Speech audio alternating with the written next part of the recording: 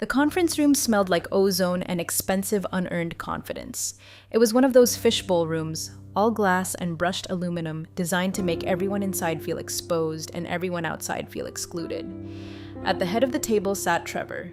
Trevor was 25 years old. He wore a Patagonia fleece vest over a t-shirt that cost more than my first car, and he had the kind of teeth that looked like they'd been whitened by a nuclear blast. He was our new CTO. He had been on the job for 3 weeks, and in that time, his primary contribution had been replacing the break room coffee with a kombucha tap, and referring to our mainframe, the iron beast that processed $2 billion a day, as tech debt. Morgan Trevor said, leaning back in his Herman Miller chair, spinning a pen that he probably didn't know how to refill. We need to talk about velocity. We need to talk about agility. We need to talk about the legacy anchor. He meant me. I was the anchor. I sat there, hands folded on the table, looking at him. I'm 61. I've been with this firm since before Trevor was a gleam in his private equity father's eye. I wrote the batch processing scripts that handled the overnight settlements in 1989. I survived the dot-com bust, the 2008 financial crisis, and 3 different CEOs who thought blockchain was the answer to a question nobody asked. I don't smoke, but sitting across from Trevor, I felt the phantom itch of a nicotine addiction I never had. I wanted to blow smoke in his face just to see if he'd cough up his avocado toast. Go on, Trevor, I said. My voice was calm. It's the voice I use when a server rack overheats. Tell me about the anchor. Look, Mo, he said. He called me Mo. Nobody calls me Mo. You're a legend. Seriously, the work you did on the COBOL core historic, but we're pivoting. We're going cloud-native microservices, Kubernetes. We need builders, not maintainers, and frankly, your salary band. Well, it's heavy. We can hire 3 full-stack devs for what you're costing us. He smiled. It was a pity smile, the kind you give a dog right before you take it behind the shed. So, he continued, sliding a thick envelope across the table. Put together a transition package. It's generous. Early retirement, honorary emeritus status. You get to walk away a hero. I looked at the envelope. I didn't reach for it. By the way, if you're enjoying watching a corporate dinosaur about to metaphorically bite the head off a raptor, go ahead and hit subscribe and maybe give this a like. It keeps the servers running and fuels my vindictive joy. Anyway, back to the execution. Trevor, I said, ignoring the envelope, do you know what runs on the Z-series mainframe in the basement? Old code, he scoffed. Spaghetti. That's why we're scrapping it. It's not just code, Trevor. It's the clearinghouse interface. It's the SwiftWire verifications. It's the biometric security protocol that adheres to the federal banking regulations regarding high-value transaction limits. You know, the laws that keep the SEC from turning this building into a crater. He waved a hand dismissively. We've got consultants for that. Apex is sending a squad on Monday. They'll scrape the logic, refactor it into Python, and we'll be live on AWS by Q3. I almost laughed. I really did. The sheer, unadulterated hubris was almost beautiful, like watching a drunk man try to juggle chainsaws. Apex.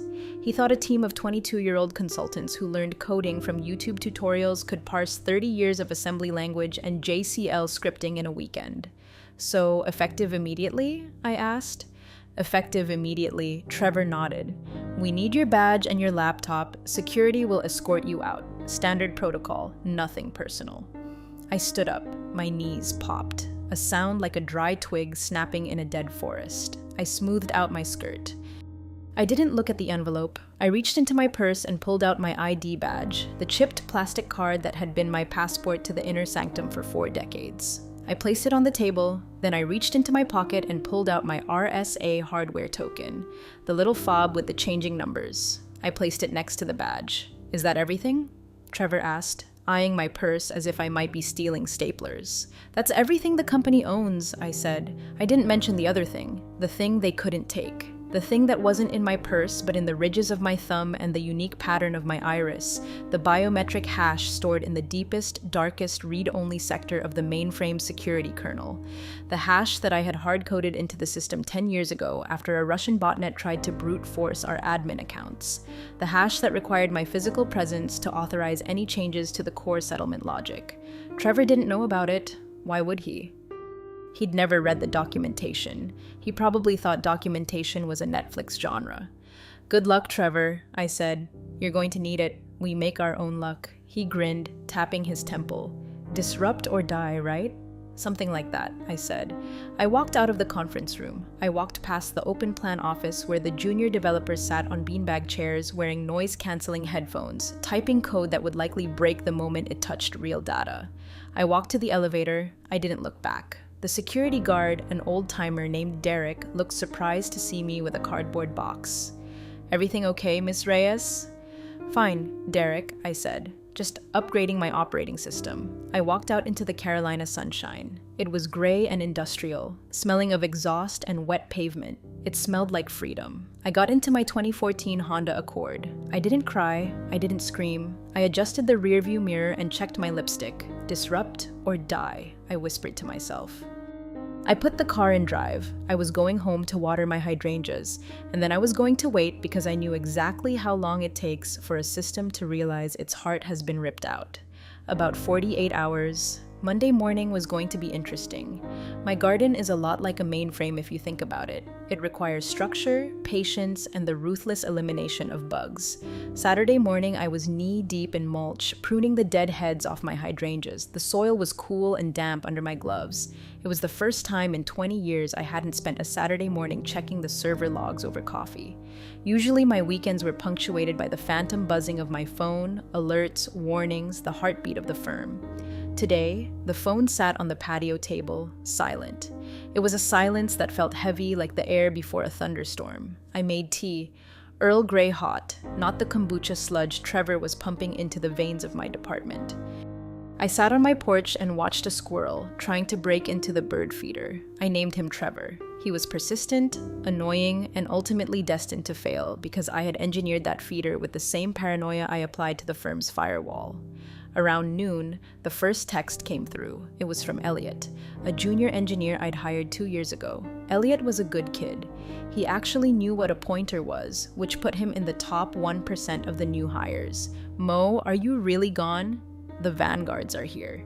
The vanguards. That's what we called the external consultants. They weren't always from Apex, they were all the same. Shiny suits, expensive laptops, and a complete lack of understanding of how a firm actually moves money. They were the locusts of the corporate world.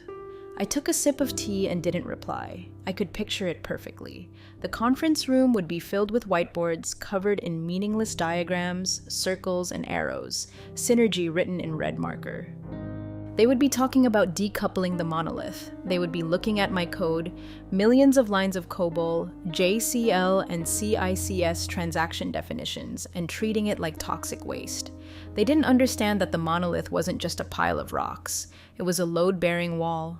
By Sunday evening, the modernization had begun. I knew this because my phone buzzed again. Another text from Elliot. They're bypassing the staging environment. Trevor says, "We need to move fast." He gave them root access to the dev partition. They're running scripts I've never seen. I felt a cold spike in my chest. Root access to the dev partition without a staging sandbox. It was the digital equivalent of doing open heart surgery with a chainsaw while riding a unicycle. I closed my eyes. I could see the system map in my head. It was a beautiful, complex web of dependencies. If you touched the customer master file, it rippled through to the loan servicing module. If you updated the loan module, it pinged the general ledger. And if the general ledger didn't get the handshake back within 0.05 seconds, it triggered the fraud lock. The fraud lock. That was the key. The fraud lock wasn't just a line of code, it was a biological gate. 10 years ago, after the Russian incident, the board had panicked. They wanted accountability. They wanted a human neck to choke if things went wrong. So, I gave them mine. I built a biometric authorization layer into the core update sequence for the settlement engine. To push a change to the production settlement logic, the code that actually moves the money out of the firm, you needed two things: a cryptographic key, which they had, and a biometric scan of the senior architect, which was currently pruning hydrangeas in Charlotte. They hadn't hit that wall yet. They were still playing in the shallow end, messing with the user interface, changing fonts, moving buttons. They thought they were swimming. They didn't realize they were paddling towards a waterfall. I went inside and cooked a risotto. Stirring rice is meditative. It requires constant attention, just like a batch process. You can't rush it. If you turn the heat up too high, you burn it. If you stop stirring, it glues together. Trevor was the type of cook who would blast the heat, throw in the rice, and walk away to check his Instagram. Monday morning arrived with the grim inevitability of a kernel panic. I woke up at 6 a.m. out of habit. I showered, dressed in my retired lady uniform, yoga pants, and a cashmere sweater, and sat down at my computer.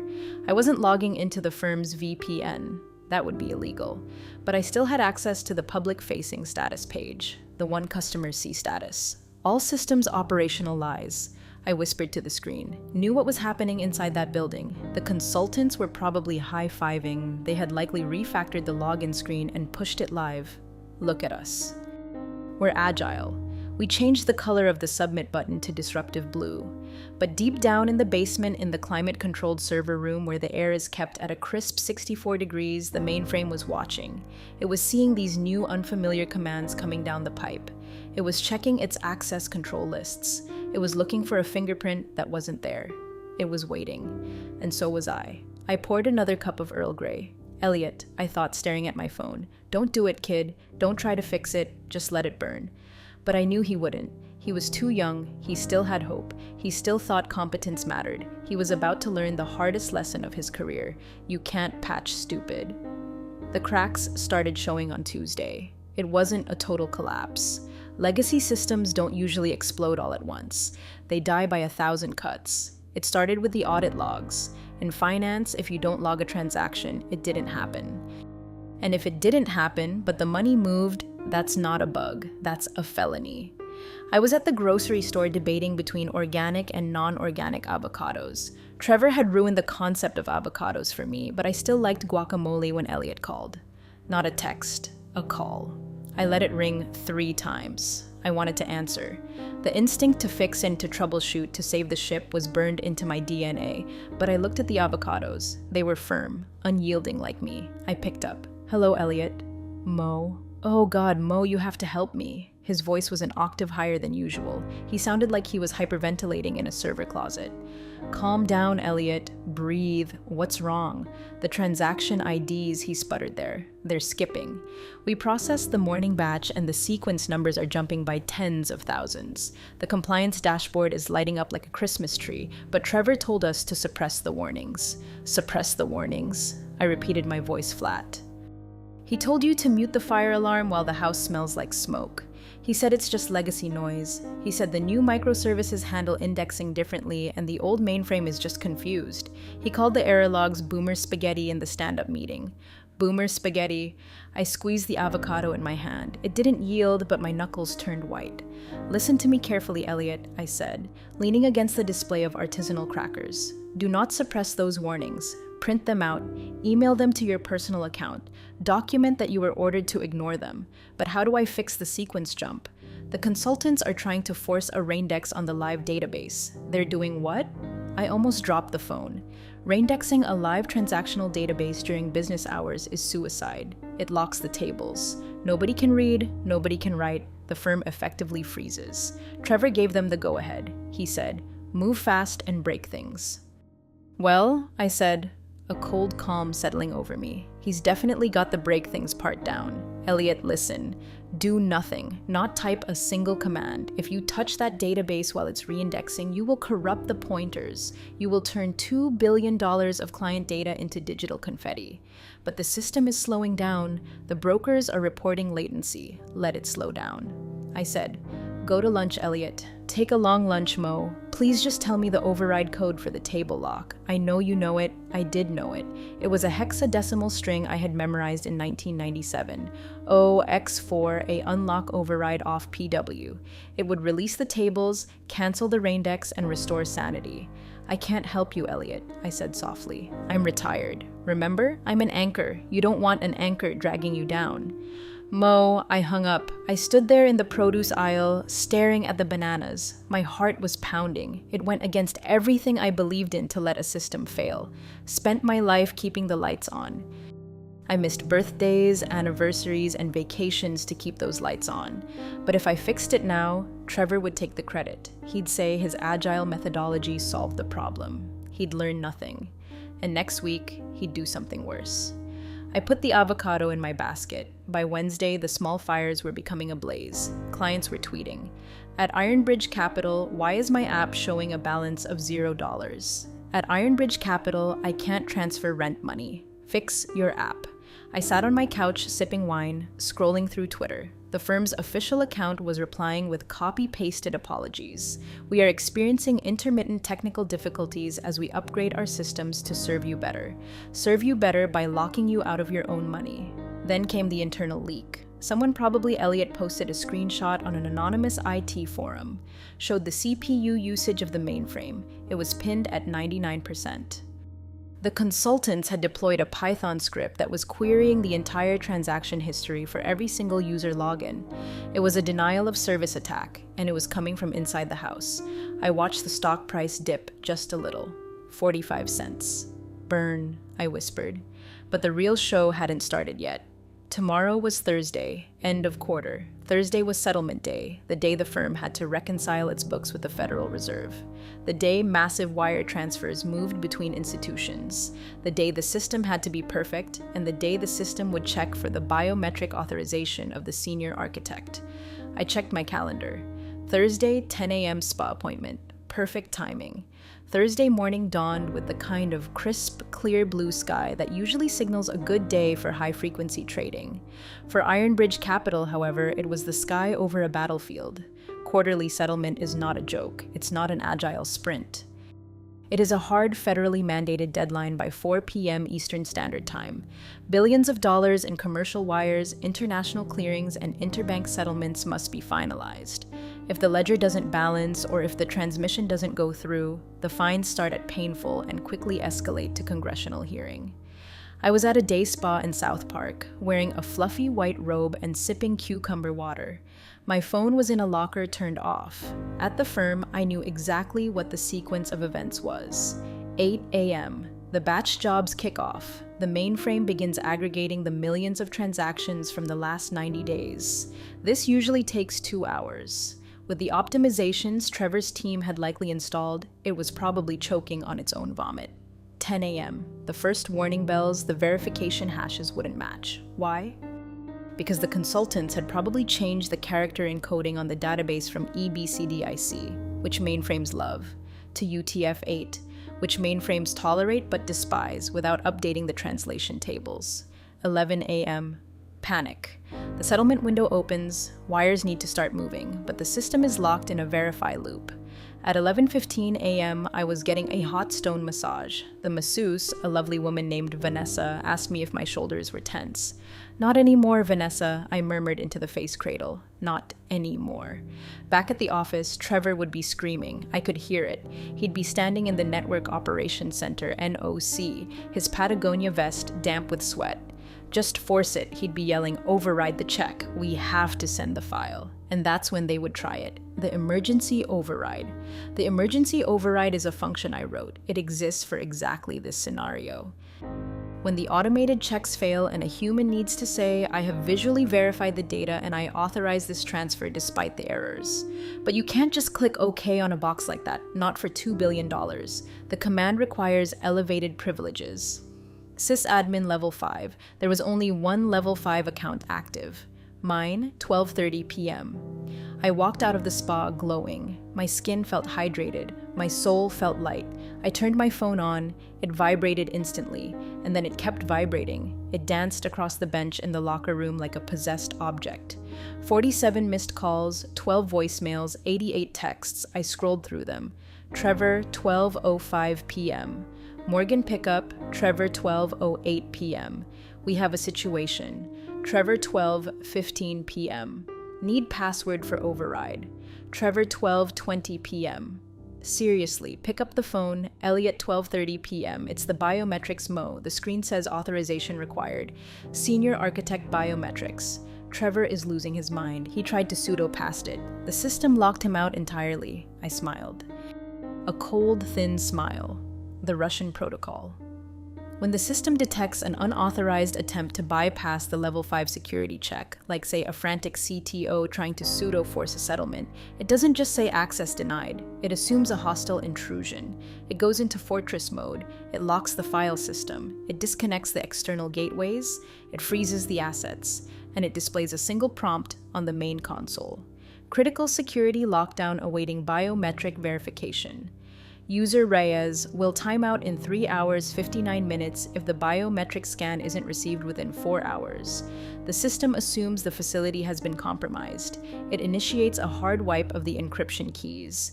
The data remains, but it becomes unreadable without a restore from physical tape backups held in a mountain in Colorado. That recovery takes 3 days. The firm would be dead in 3 days. My phone rang again. It wasn't Trevor this time. The caller ID said Spencer Quinn, chairman of the board. Spencer was 70 years old. He was old money. He didn't know what Kubernetes was, but he knew what fear smelled like. I let it ring 3 times, then I answered. Hello, Spencer. Long time, Morgan. His voice was shaking, not anger.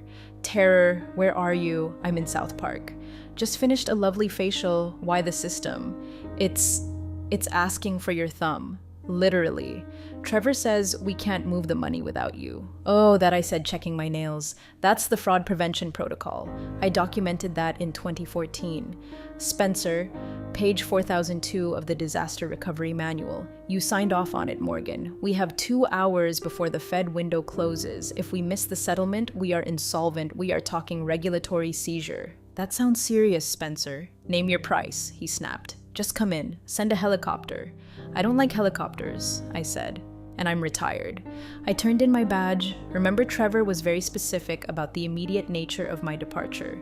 Morgan, please stop the games. What do you want? I looked at the time. 1 p.m. Plenty of time to drive there if I took I-485. I want a meeting, I said in the boardroom with the full board and Trevor. In 1 hour. Done. Spencer said, just get here. Oh, and Spencer, yes, have security print a visitor pass. I don't have a badge anymore. I hung up. I got into my Honda. I didn't speed. I put on a podcast about gardening. The traffic was light. The world was burning, and I was bringing the only fire extinguisher, but I wasn't going to spray it for free. The drive to the firm usually took 45 minutes. I took my time. I stopped for a coffee, a real one, not the break room sludge. When I pulled into the visitor parking lot, I saw the chaos through the glass facade of the lobby. People were running, actual running in a financial firm. Nobody runs unless there's a gunman or a fire. This was worse. This was a liquidity crisis. I walked to the front desk. Derek, the security guard, was standing there looking pale. He saw me and looked like he wanted to hug me. Miss Reyes, thank God. They've been calling down here every 5 minutes asking if you've arrived. Hello, Derek, I said, handing him my driver's license. Visitor pass, please, he fumbled with the printer. They said to just send you up protocol, Derek, I said gently. Visitor pass, I don't work here. He printed the sticker. It said Morgan Reyes guest. I stuck it on my cashmere sweater right over my heart. The elevator ride to the 40th floor was silent. I watched the numbers tick up. 10, 20, 30. With each floor, the value of my obsolete knowledge compounded. By the time I hit 40, I was probably the most expensive consultant on the Eastern Seaboard. The elevator doors opened directly into the executive suite. The receptionist was gone. The double doors to the boardroom were open. I walked in. The room was a tableau of despair. The long mahogany table was littered with empty water bottles, half-eaten sandwiches, and laptops displaying red graphs. The entire board of directors was there. Spencer Quinn sat at the head looking like he had aged 10 years since our phone call, and there was Trevor. Trevor was standing by the window staring out at the city. His Patagonia vest was unzipped. His hair was messy. He turned when I walked in. His face was gray. The arrogance was gone, replaced by the hollow, haunted look of a man who realizes he has destroyed his own future. Morgan Spencer said, standing up, "Thank you for coming. I didn't sit down. I stood at the end of the table, a handbag over my arm. I didn't come to socialize." "Spencer, I heard you had a technical issue." "It's the biometric lock," Trevor croaked. His voice was cracked. "We tried to bypass it. We tried to restore from backup, but the latency. You can't restore from backup while the system is in fortress mode," I said, speaking to him like a teacher correcting a slow child. "It encrypts the write heads. Did you not read the README emergency TXT file in the root directory?" Trevor looked down at his shoes. "I didn't see it." "Of course, you didn't." I turned to Spencer. "You have about," I checked my watch, 90 minutes before the Fed window closes. If I don't authenticate by then, the encryption keys wipe. The firm goes dark. Monday morning, the FDIC is putting tape on the doors. "We know," Spencer said. "Fix it, please." I can fix it, I said. It will take me about 30 seconds to scan my thumb and retina. System will recognize the senior architect, unlock the file system, and process the queue. The backlog will clear in about 20 minutes. Then do it, a board member shouted from the back. I can't, I said simply. The room went deadly silent. Why not? Spencer asked. Because the system requires the biometric authorization of an active employee with level 5 clearance. I lied. It didn't actually check employment status. The mainframe didn't talk to HR. They didn't know that I am not an employee. You fired me. If I scan my hand now as a civilian, the system might interpret it as a spoofing attack and accelerate the wipe. Technically, that could happen if I hadn't calibrated the sensitivity, but mostly, I was just twisting the knife. So, we hire you back, Spencer said. Right now, reinstated full salary. No, I said. Trevor looked up. Mo, please, I'm sorry. Okay, I was wrong. The legacy stuff. It's harder than I thought. It's not legacy stuff, Trevor. It's the foundation. You tried to build a penthouse on a foundation you were actively dynamiting. I reached into my bag. I didn't pull out a weapon, but the effect was the same. I pulled out a stapled document. I prepared a contract, I said. It's a consultancy agreement. I slid it down the long table. It hissed across the mahogany and stopped in front of Spencer. Consultancy? Spencer squinted at it. Don't want to be an employee? I said employees can be fired by 25-year-old CTOs who think mainframe is a dirty word. I want to be an external contractor. Independent, irrevocable. Spencer put on his reading glasses. The rate? He choked. Morgan, this is check the math, Spencer. I said, it's a lot less than the fine you'll pay the SEC if that wire doesn't go out in 89 minutes. Spencer looked at the paper, then at the clock, then at Trevor. And one more thing, I said. Look at Clause 4. Spencer read Clause 4. He went pale. He looked at Trevor. Trevor looked confused. What? What is it? Clause 4, Spencer read aloud, his voice flat. The consultant shall report directly to the board of directors. The position of chief technology officer shall be restructured to report to the consultant for all matters regarding core infrastructure. Trevor's eyes widened. You want me to report to you? No, I said. I don't want you to report to me, Trevor. I don't want to talk to you at all. Clause 4 says, you don't touch the mainframe ever. You can play with your apps. You can make the buttons blue, but the adults are talking now. I looked at Spencer. Clock's ticking, Spence. The silence in the boardroom was heavy, broken only by the hum of the HVAC system, another piece of legacy infrastructure they probably ignored until it broke. Spencer stared at the contract. It was a businessman. He understood leverage. He knew he was staring at a hostage note, but the hostage was his own firm. Morgan Spencer started trying to summon some of his old negotiating power. This retainer, it's substantial. $500 an hour with a guaranteed minimum of 40 hours a week plus a quarterly retention bonus. I added for maintaining the biometric availability. This is extortion. The board member in the back muttered. No. I turned to face him. It was Kyle. He had voted for the outsourcing deal last year. Extortion is illegal. This is supply and demand. You have a demand for a thumb that opens a $2 billion lock. I supply the thumb. The price is the price. I walked over to the window standing next to Trevor. He smelled like fear and dry shampoo. You know, I said, looking out at the city skyline. When I wrote the code for the settlement engine in 1998, I told the board then that we needed a redundant team. I said we needed to train successors. Do you know what they said? Nobody answered. They said it was too expensive. They said, Morgan, you're the best. Just handle it.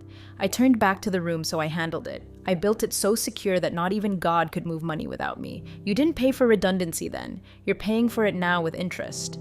Spencer looked at the legal aide, Chelsea, a young woman who looked like she wanted to be literally anywhere else. Is this enforceable? She skimmed the document. It's standard independent contractor language, sir, except for Clause 7. Clause 7, Trevor asked.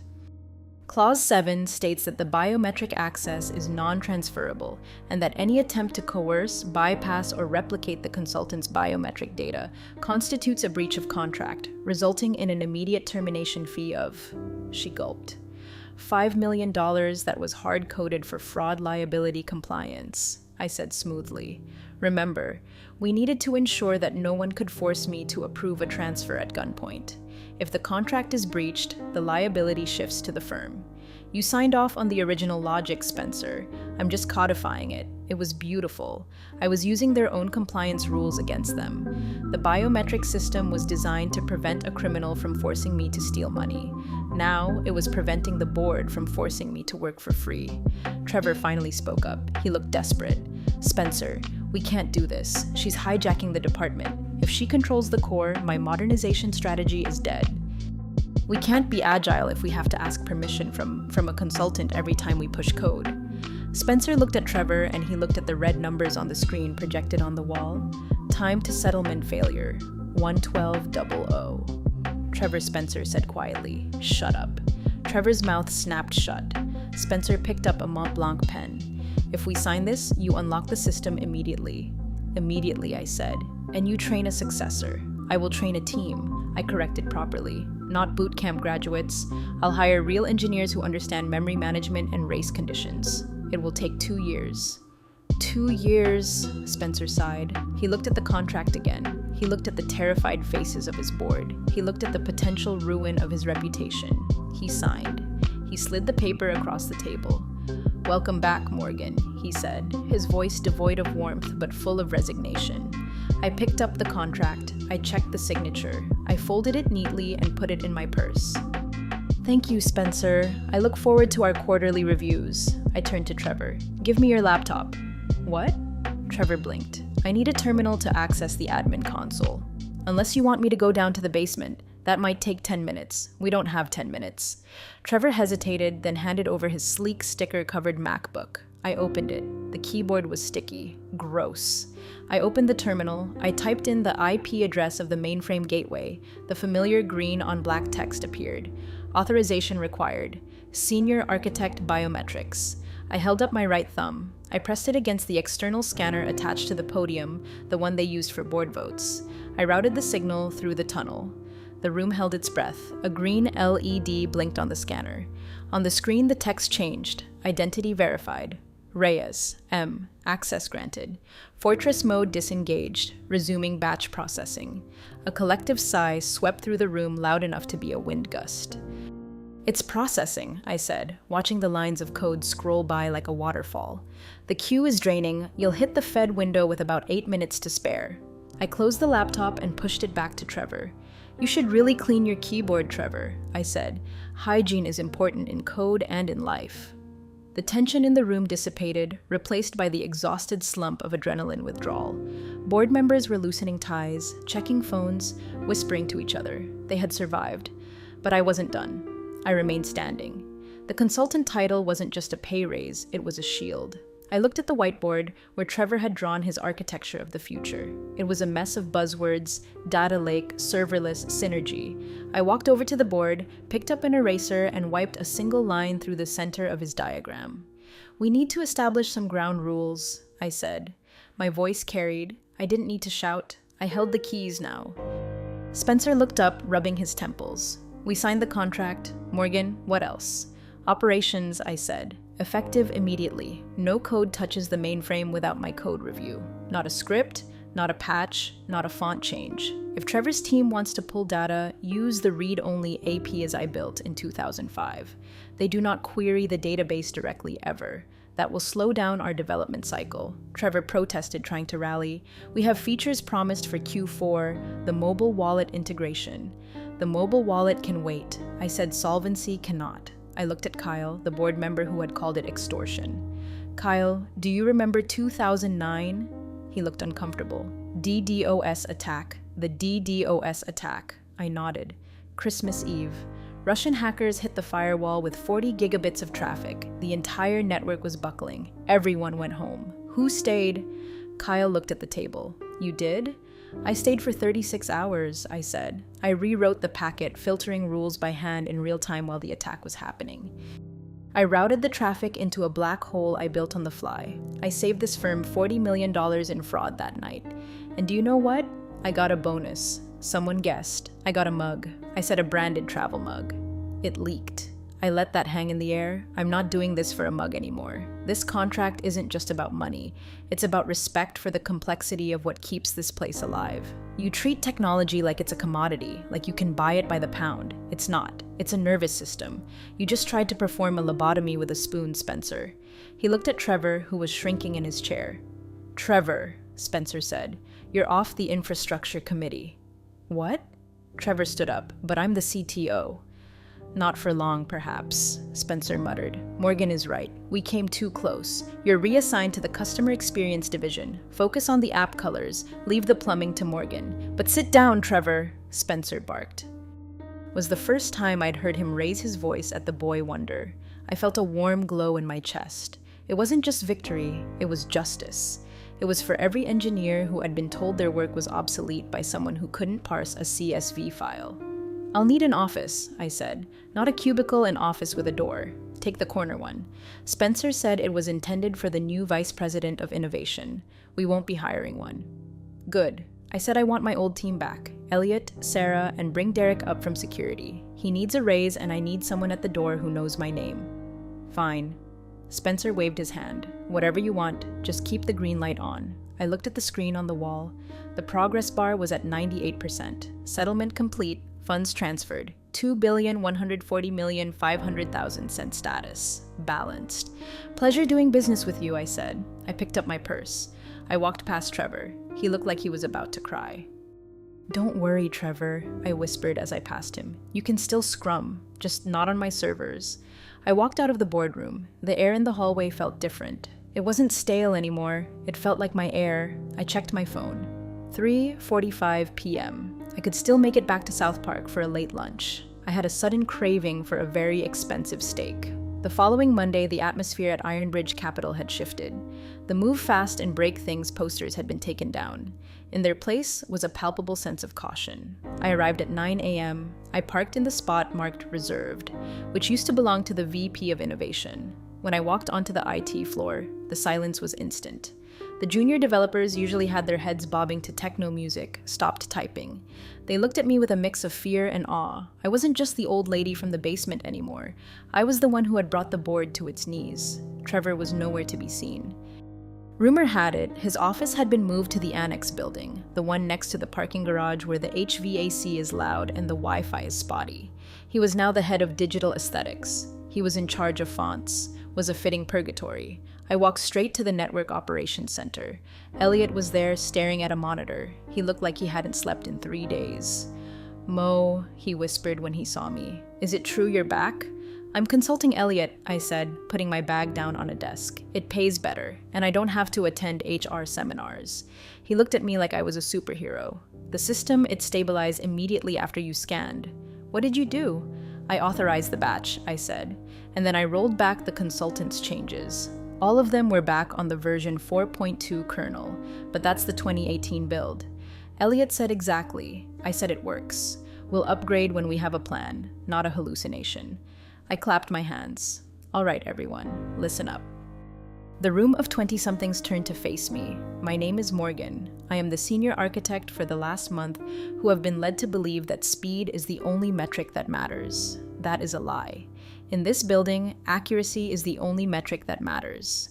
If you move fast and lose money, you are not a disruptor. You are a liability. I pointed to the main screen, which was now showing a healthy, steady stream of green transaction logs. We are going to do a code review. I announced we are going to go through every single script those consultants left behind. If it doesn't have comments, we delete it. If it doesn't have error handling, we delete it. If it imports a library you didn't vet yourself, we delete it. Am I clear? Yes, ma'am. A chorus of voices replied. It was music to my ears. I spent the rest of the day in the server room. The physical sensation of the cold air, the hum of the fans, the blinking lights. It was comforting. I scanned my thumb to unlock the rack. The beep was a friendly greeting. I found the consultant server. Blade server they had slotted in without proper mounting screws. It was vibrating. I pulled it out. Hot swapped it right out of the chassis. The screen flickered, then stabilized. Garbage collection, I muttered, tossing the blade onto a pile of junk. Elliot came over. Mo, can I ask you something? Shoot. Why did you come back? You had the perfect exit. You could have let it burn. I looked at the server rack. I looked at the cables neatly zip-tied by me years ago. 'Cause I built this, Elliot. I said it's ugly. It's old. It's written in a language nobody speaks anymore, but it feeds families, it pays mortgages, it keeps the lights on for millions of people. You don't burn down a house just because you don't like the wallpaper. Elliot nodded. Can you teach me the real stuff, JCL? VSAM. I smiled. Grab a chair, kid, and get me a tea. Earl Grey, hot. Trevor was gone. The parasites were purged. And for the first time in years, the system was safe. But I wasn't done yet. I had one more message to leave, one final safeguard to ensure that even after I was truly gone, years from now, they would never forget who held the keys. 3 months later, the firm was boring again. Boring is good. Boring means the money is safe. I only came into the office on Tuesdays and Thursdays. Now, the rest of the time, I work from my garden, monitoring the logs on a secure encrypted tablet that the firm paid for. Trevor eventually quit. He pursued other opportunities at a crypto startup that went bankrupt 6 weeks later. I didn't send a card. The board of directors treated me with a terrifying level of respect. When I walked into a meeting, conversation stopped. They knew that the woman in the cashmere sweater held the kill switch for their entire operation. On my final day of the initial restabilization phase, I prepared a document. Wasn't code. It was a binder, thick, heavy, and bound in black leather. I walked into the boardroom. It was empty. I placed the binder in the exact center of the table. The cover read, System Life Cycle and Succession Plan Confidential. Inside, I hadn't just documented the code, I had documented the philosophy. I wrote about the necessity of friction, why systems should be hard to change, why legacy isn't an insult but a testament to survival. And on the last page, I left a little surprise. I had updated the biometric lock. It wasn't just me anymore. I had added a second requirement to authorize a level 5 change. The system now required 1, the biometric scan of the senior consultant, me. 2, the countersign of a qualified junior architect. I had promoted Elliot. He didn't know it yet, but his thumbprint was now the second key to the kingdom. If they ever wanted to fire me again, they'd have to fire him too. And Elliot was loyal. I'd made sure of that. I walked out of the building. The air was crisp. Fall was coming to Charlotte. The leaves were turning the color of money and rust. I got into my Honda. I checked my bank account app. The quarterly retainer had just hit. The number was large, comically large. I tapped the steering wheel. System secured, I said. I drove home. I had hydrangeas to prune, and for the first time in 40 years, I wasn't worried about the phone ringing. Let it ring. I'm a consultant now. I charge for after-hours calls, and if they ever try to replace me with an AI or a blockchain or a Trevor, well, good luck to them. I know where the off switch is. Real power doesn't announce itself. Morgan simply let the silence of the mainframe speak volumes. Then she set her own terms. Ignoring decades of expertise comes with a steep price. True value always finds its way back to the top. Appreciate you all for sticking through this one. See you in the next story.